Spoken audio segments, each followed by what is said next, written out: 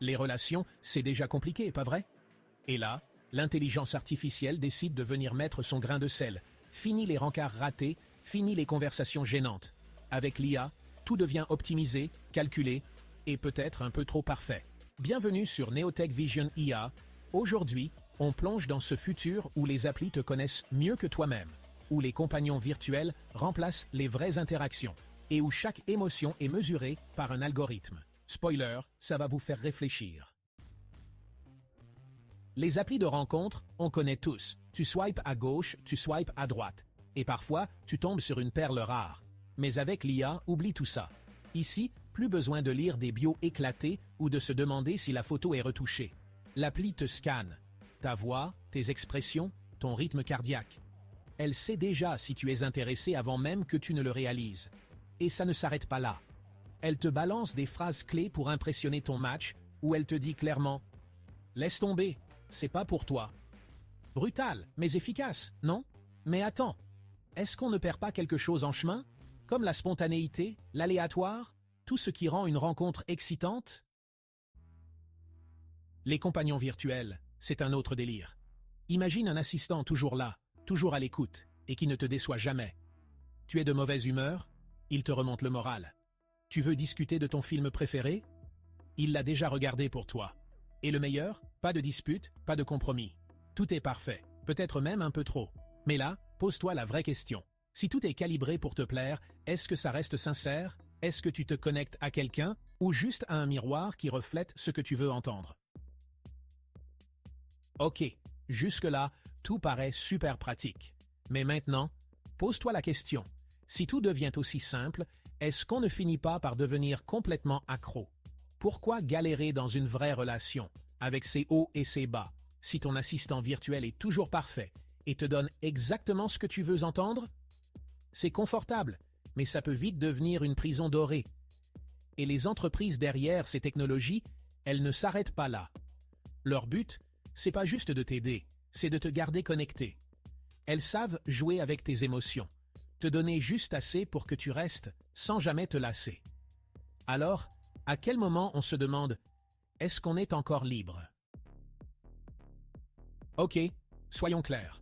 L'IA, c'est pas juste un danger. Ça peut aussi être un vrai coup de pouce. Imagine un assistant qui capte les tensions dans ton couple avant même que ça pète et qui te balance « Hé, pourquoi pas une balade pour détendre l'ambiance ?» Ou mieux encore, un outil qui te rappelle ce petit détail que t'as oublié, genre l'anniversaire de votre première rencontre. On sait que ça arrive. C'est pratique, c'est malin, et franchement, ça peut sauver des situations. Mais voilà le piège. Si tu te reposes trop dessus, où est l'effort? Où est le truc qui te fait dire que c'est toi qui fais avancer la relation? Les vraies connexions, c'est pas juste des notifications bien placées. C'est les ratés, les moments imparfaits. Et le fait que tu te bouges pour arranger les choses. L'IA peut aider, mais elle doit jamais prendre les rênes. Regarde autour de toi, une société où tout marche parfaitement. C'est tentant, non? Plus de disputes inutiles, plus de galères. Tout est fluide, optimisé. L'IA gère les conflits, ajuste les conversations, et même les relations les plus tendues deviennent efficaces. Mais voilà le problème. Une vie sans erreur, c'est une vie sans surprise. Pas de fous rires imprévus, pas de discussions qui tournent bizarrement, mais finissent par te rapprocher. Et si on lisse tout, est-ce qu'on ne finit pas par s'ennuyer? À force de tout contrôler, est-ce qu'on ne risque pas de devenir des spectateurs de nos propres vies? C'est ça, le danger d'une société trop parfaite, elle finit par être vide. Et si l'IA pouvait influencer tes émotions directement? On ne parle plus seulement d'un compagnon virtuel ou d'une appli de rencontre, mais d'une technologie qui peut littéralement dicter comment tu te sens. T'as passé une mauvaise journée? L'IA te balance des musiques apaisantes, ajuste la lumière dans ta pièce et te montre des souvenirs heureux. Sur l'instant, c'est génial. Mais au bout d'un moment, est-ce que tu contrôles encore quelque chose? Si on te programme pour être heureux, est-ce que ce bonheur est encore authentique? Ou est-ce qu'on devient juste des marionnettes émotionnelles contrôlées par des algorithmes? Alors là, prépare-toi parce qu'on franchit un cap. Avec les capteurs et l'IA, ton intimité pourrait bien devenir un souvenir. T'imagines des appareils qui mesurent tout, ton rythme cardiaque, tes émotions et même ton degré d'excitation en temps réel. C'est vendu comme révolutionnaire pour mieux te comprendre et améliorer tes interactions. Mais soyons sérieux 2 secondes. Si tout ce que tu ressens devient une donnée, où est la limite? Et si quelqu'un hackait ces infos? T'as vraiment envie que ton niveau de stress pendant un rendez-vous soit affiché sur un tableau Excel quelque part? Tu veux revivre ton plus beau souvenir? Pas de problème, l'IA peut recréer chaque détail. La lumière parfaite, les sons, les odeurs, tout. Génial, non?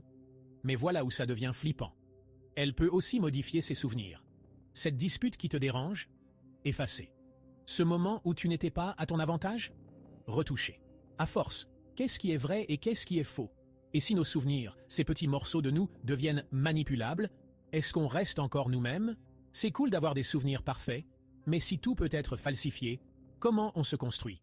Ça, c'est le vrai dilemme. Ok, imagine ça. Un couple où l'un est humain et l'autre, une IA. Non, ce n'est pas une blague. C'est vendu comme l'équilibre parfait. L'IA gère les besoins émotionnels, l'humain apporte la connexion réelle. Mais on en parle des problèmes que ça peut créer. Si l'IA prend toujours ton parti dans une dispute, ça devient quoi? Ou pire, si ton partenaire humain commence à se sentir inférieur. On risque de transformer les relations en un concours entre l'imperfection humaine et la perfection, un peu froide, de la machine. Et franchement, qui gagne là-dedans? Ce futur, il arrive vite, et l'IA est déjà prête à chambouler tout ce qu'on croyait immuable. Nos rencontres, nos disputes, nos souvenirs, et même nos émotions. Elle promet des relations idéales, où tout est optimisé, où rien n'est laissé au hasard. Mais soyons honnêtes, est-ce qu'on veut vraiment ça?